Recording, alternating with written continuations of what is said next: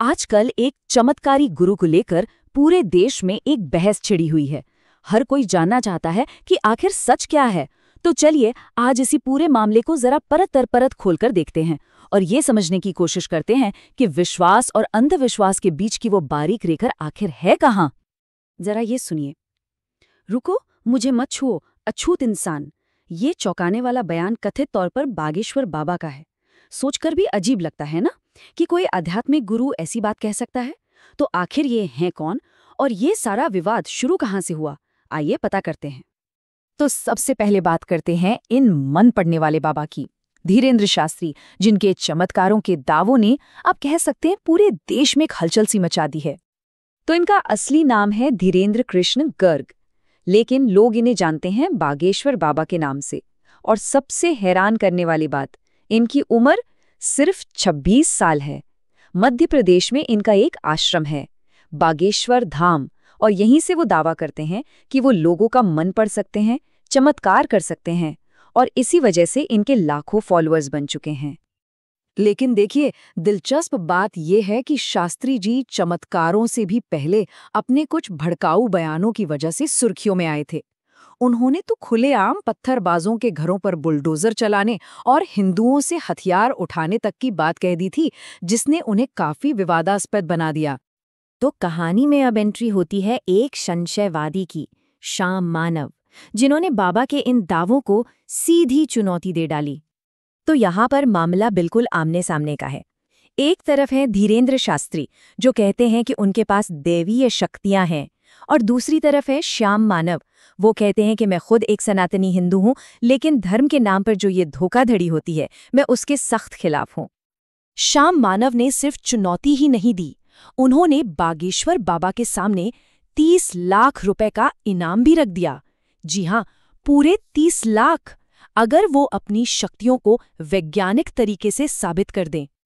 अब ये चुनौती भी कोई ऐसी वैसी नहीं थी, बिल्कुल सीधी और वैज्ञानिक शर्तों पर आधारित थी। बाबा को 2 टेस्ट पास करने थे। पहला, उन्हें 10 अलग-अलग लोगों की निजी जानकारी, मतलब नाम, पिता का नाम, उम्र, फोन नंबर, ये सब बिल्कुल सटीक बताना था। और दूसरा, पास के एक बंद कमरे में रखी 10 चीजों को पहचानना था। और शर्त ये थी कि जीतने के लिए कम से कम 90% सही जवाब देने होंगे। और फिर वो मौका आया नागपुर में। यहीं पर ये पूरा टकराव अपने चरम पर पहुंचा। तो सवाल ये है कि क्या बाबा ने चुनौती स्वीकार की या वो इससे बचकर निकल गए? तो देखिए, नागपुर में हुआ क्या। 7 और 8 जनवरी को बाबा का दिव्य दरबार लगा। इसी बीच श्याम मानव ने अपनी चुनौती सबके सामने रख दी। अब होना तो ये था कि कार्यक्रम 13 जनवरी तक चलता, लेकिन बाबा 11 जनवरी को ही नागपुर से चले गए।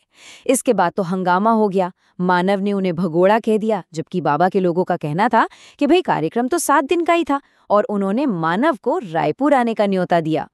इसके बाद ये बहस और भी ज्यादा गंभीर और खतरनाक हो गई।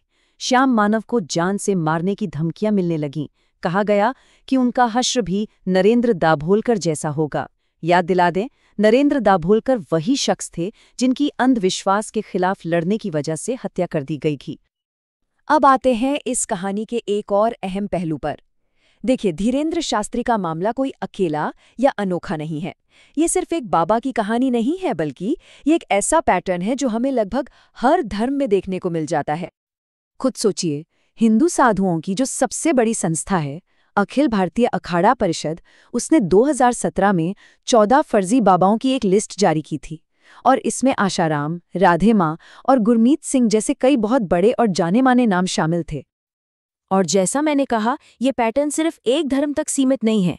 इस्लाम में भी ऐसे मौलवियों पर इल्जाम लगे हैं जो काला जादू के नाम पर लोगों का शोषण करते हैं। तो वहीं ईसाई धर्म में भी ऐसे पादरी और हीलर्स सामने आए हैं जो चमत्कारों के नाम पर लोगों को गुमराह करते हैं। कोई यूट्यूब पर बीमारियां ठीक करने का दावा कर रहा है। तो ये सब देखकर सबसे बड़ा सवाल जो दिमाग में आता है वो ये है कि आखिर लोग इन बाबाओं के पीछे चलते क्यों हैं? इसके पीछे की साइकोलॉजी क्या है?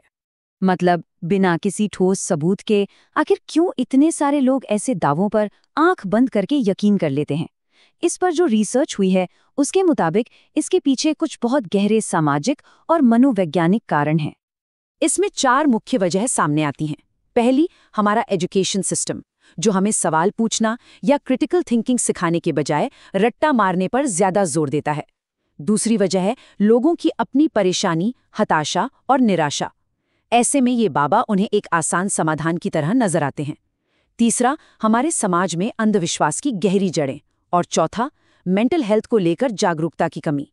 लोग मानसिक समस्याओं के लिए डॉक्टर या थेरेपिस्ट के पास जाने से झिझकते हैं और इसी का फायदा ऐसे बाबा उठाते हैं।